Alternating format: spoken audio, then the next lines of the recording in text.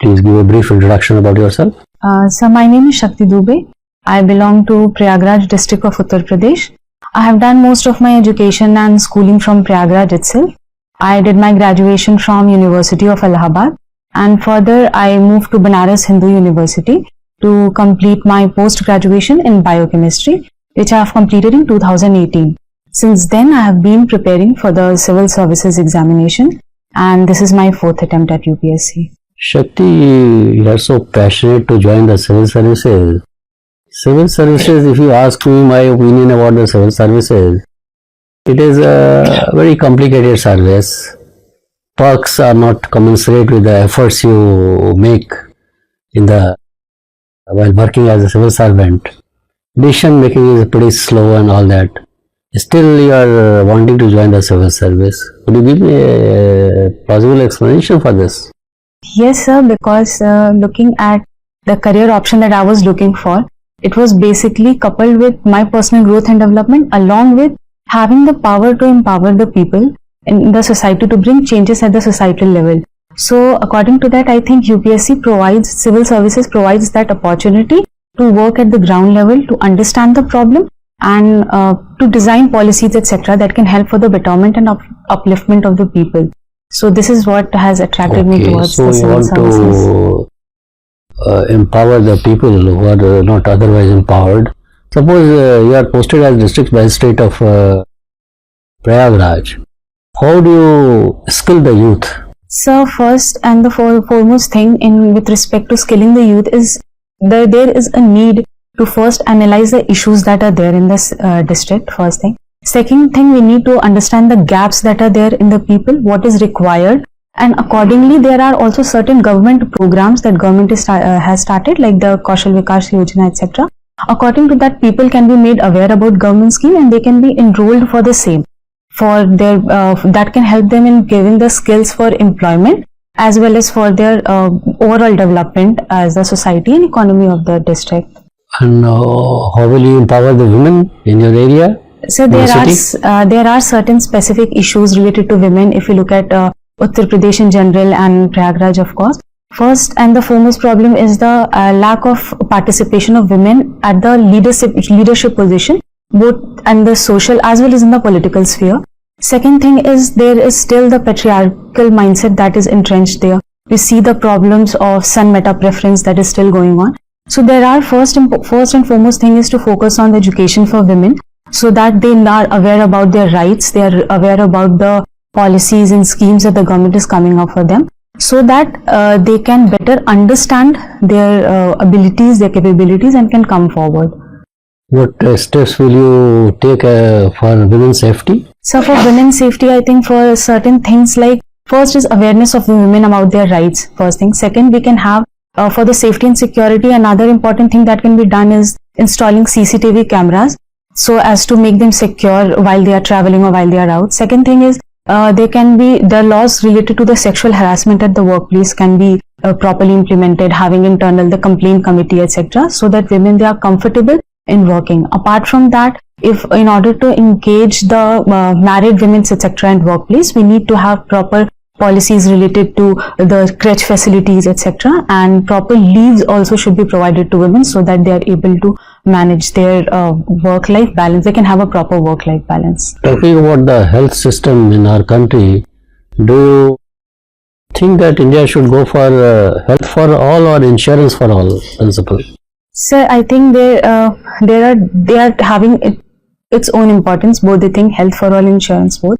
I think, however, the focus should be first on prevention, that is so that we can avoid the diseases, or we can avoid the problem of poor health. That thus the focus should be first on nutrition, etc. And apart from that, insurance can also be coupled with this. However, my own suggestion would be to focus first on prevention rather than cure and insurance. What is the difference between a preventive treatment and a promotive treatment?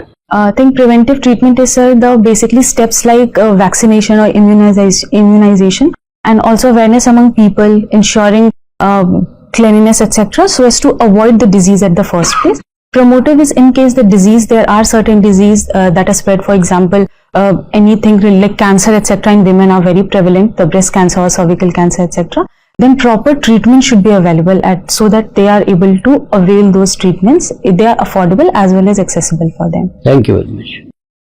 Shakti, I could see in your DAV that your home village is in Balia district. Yes, sir, my father belongs to Balia. My father and mother belong to Balia. So you don't feel that you belong to Balia? No, so actually I have been born and brought up in Prayagraj, so I have stayed throughout my life in Prayagraj. So have you visited your village ever? Yes, sir, once or twice. Only twice. Yes, sir. Okay. So Balia is part of which division of Uttar Pradesh? So Azamgarh division of. And how many other districts are there? Sorry, sir, I need to read about that. Okay. Which language is spoken there locally? Bhojpuri. And nowadays you are staying in Prayagraj. Yes, sir. Which language is spoken in Prayagraj? So Hindi is there, and along with that, there are different dialects in different regions. Which dialects are spoken by the villagers around Allahabad? So some of them speak Bhojpuri is also prevalent in most of the part, and there is also Awadhi. Some people they speak. There is also a dialect called Allahabadi dialect that is also very prevalent in Prayagraj. And Bhojpuri is spoken in many other countries of the world also. Are you aware of the countries where Bhojpuri is used by the people? No, sir. I'm sorry. I'm not aware about that. You don't know any about any of the countries? No, sir. I think more probably if I could take a guess, Yeah. it could be countries like Nepal, which is closer to the border of Uttar Pradesh and Bihar. Okay. Your preference for foreign service is very low, 6th. Yes, sir. Why? So actually my preference for the service is the Indian Administrative Service and the Indian Police Service. Apart from that, No, based that's I understand, but why foreign service is so low?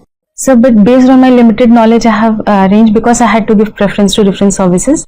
So accordingly, I have placed first and second is the main preference. Beyond that, I have just based on the knowledge I had about the services, I have ranked them in that order.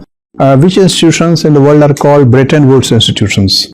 Okay, so these are the institutions that have been established at the Bretton Woods Conference, which includes the IMF, then it is the World Bank, and then the later World Trade Organization was formed as it was after as a successor of GATT. That was the I cannot recall the full form of that. Okay, and where are they located? Their headquarters? So headquarters. Sorry, I need to read about that. I cannot recall. And what about the World Bank? Do we have any person of Indian origin officiating there and the top level?